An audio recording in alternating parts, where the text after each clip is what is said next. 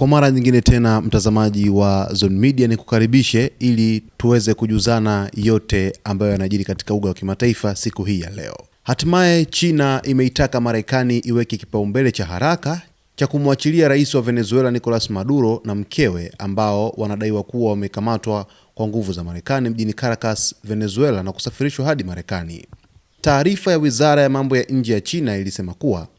China inawaita Marekani kuhakikisha usalama wa kibinafsi wa Rais Maduro na mkewe waachiliwe mara moja, kuacha juhudi zake za kuangusha utawala wa Venezuela na kutatua swala hili kupitia mazungumzo na majadiliano. China pia ilibainisha kuwa inashutumu kwa nguvu hatua ya Marekani, ikisema awali,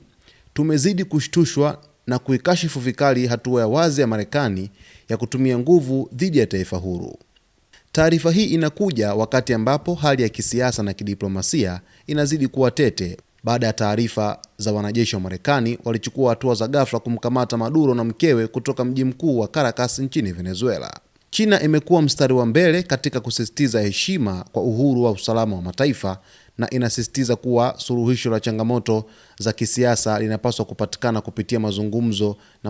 ya kidiplomasia badala ya hatua za kivita au za ghafla. Hali hii pia imeibua mashinikizo ya kimataifa, huku mataifa mbalimbali yakizingatia msimamo wa China na kuangalia ni hatua gani Marekani itachukua iwapo shinikizo la kimataifa litazidi. China imesisitiza kuwa hatua za Marekani zinaweza kuathiri uhuru wa taifa na amani ya eneo zima la Amerika ya Kusini, na hivyo kuzitaka nchi zote husika kuheshimu sheria za kimataifa na suluhisho za kidiplomasia.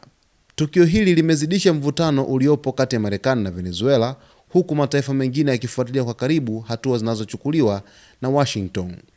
China kupitia msimamo wake wa hivi karibuni inaonyesha wazi kuwa itaendelea kutetea msimamo wa heshima kwa uhuru wa taifa na usalama wa viongozi wake na kuikashifu Marekani kwa hatua yoyote inayoweza kuharibu amani ya kimataifa. Hii ni taarifa ya hivi punde ambapo kupitia Wizara ya Mambo ya Nje ya China imeweza kueleza wazi kwamba China imeitaka Marekani iweke kipaumbele cha haraka cha kumwachilia rais wa Venezuela Nicolas Maduro pamoja na mkewe haraka iwezekanavyo, na taarifa hii imetoa maelekezo pia kwamba mambo haya ambayo ni ya msuguano kati ya Marekani na Venezuela dhidi ya tuhuma za rais Nicolas Maduro wa Venezuela ambaye anashikiliwa na Marekani, kusema kwamba wanatakiwa waweze kukaa chini na kuweza kuzungumza kwa kufuata diplomasia, lakini si kutumia nguvu za kivita au nguvu za ghafla baada ya kuweza kumnyakua rais huyo wa Venezuela. Hali hivi sasa kuna sitofahamu kubwa sana, huku washirika wa karibu wa Venezuela akiwemo Urusi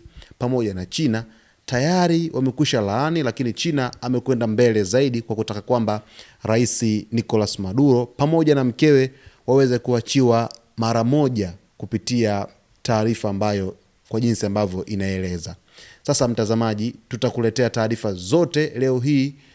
uko hapa na mimi wakati wote, ili uweze kufahamu kile ambacho kinajiri dhidi ya rais Nicolas Maduro pamoja na rais wa Marekani Donald Trump ambaye amemshikilia rais mwenzake.